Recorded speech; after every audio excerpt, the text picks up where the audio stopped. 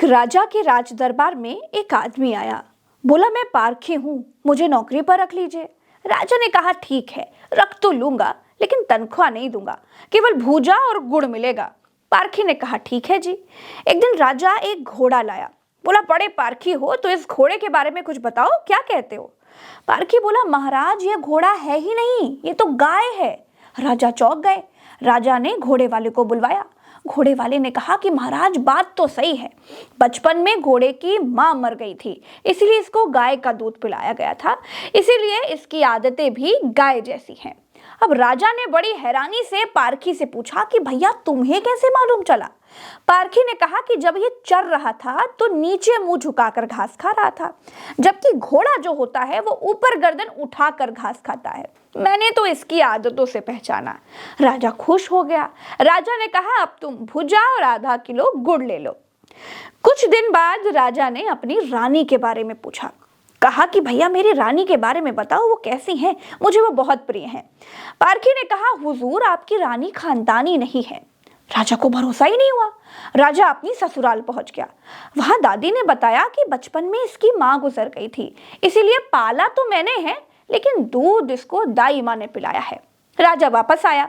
उसने पारखी से पूछा कि रानी के बारे में तुझे कैसे पता? पारखी बोला, हुजूर, इनके स्वभाव से। खानदानी रानियों में तो शालीनता होती है, मगर ये नौकरों पर चिल्लाती हैं, गाली देती हैं, चीखती हैं। इनकी आदतों से पहचान गया कि ये खानदानी नहीं है। फिर राजा बोले, चलो अब मेरे बारे में बताओ। पारखी बोला, हुजूर, जान की बख्शीश पाऊं तो बताऊं। राजा ने कहा, जाओ जाओ, तुमको जान की बख्शीश देते हैं मेरे बारे में, लेकिन जो बताना सच सच बताना।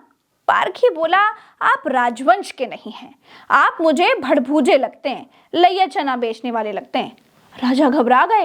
राजा ने अपनी माँ से पूछा कि माँ, सच सच बताओ वरना मैं मर जाऊंगा। माँ रोते हुए बोली, बात तो सच है, जिस दिन तू पैदा हुआ था उसी दिन महल के पास एक भड़भूजे का भी बेटा पैदा हुआ था। मेरा बेटा मर गया था, मैंने राजवंश बचाने के लिए उसके बेटे को ले लिया, जो तू है। राजा ये सुनकर दुखी भी हुआ और खुश भी हुआ। इंसान की पहचान उसके चेहरे, कपड़े या खानदान से नहीं होती है, उसके चरित्र से होती है। किसी को भी केवल उसकी शक्ल, सूरत, पद या घर देखकर मत परखो। उसकी आदतें, उसका व्यवहार ही उसका असली परिचय होता है। ट्रंप ने कहा कि भारत रूस से तेल नहीं खरीद सकता। इसका मतलब यह है कि ट्रंप को भारत की ड्राइविंग सीट पर बिठा दिया गया है। क्या इसका मतलब यह है कि मोदी ट्रंप की दया पर भारत के प्रधानमंत्री हैं? मोदी का इस पर खामोश रहने का भी कई मतलब निकल करके आ रहे हैं। दास को मालिक के सामने बोलने की इजाजत शायद आज भी नहीं है। इसका मतलब यह भी है कि हमारे राजा पारखी नहीं है, वो ट्रंप को पहचान ही नहीं पा रहे हैं।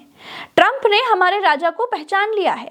ट्रंप को मालूम चल गया है कि हमारे राजा की जान सत्ता रूपी तोते में अटकी हुई है। हमारे राजा सत्ता के शौकीन हैं।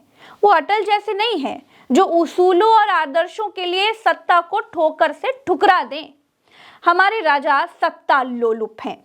उनको दुनिया में हो रहे भारत के प्रधानमंत्री की मान मर्दन की कोई चिंता नहीं है। उन्हें सिर्फ अपनी कुर्सी से प्यार है। हमारे प्रधानमंत्री को ट्रंप की आंख में आंख डालकर कहना चाहिए कि मैं फकीर हूं, झोला उठाकर चल दूंगा, लेकिन कोई जोर जबरदस्ती और दबाव नहीं सहूंगा। भारत के प्रधानमंत्री का अपमान भारत का अपमान है। लाल आंख दिखानी चाहिए, लेकिन झोला उठाने वाले प्रधानमंत्री ट्रंप की तरफ आंख तक नहीं उठा पा रहे हैं।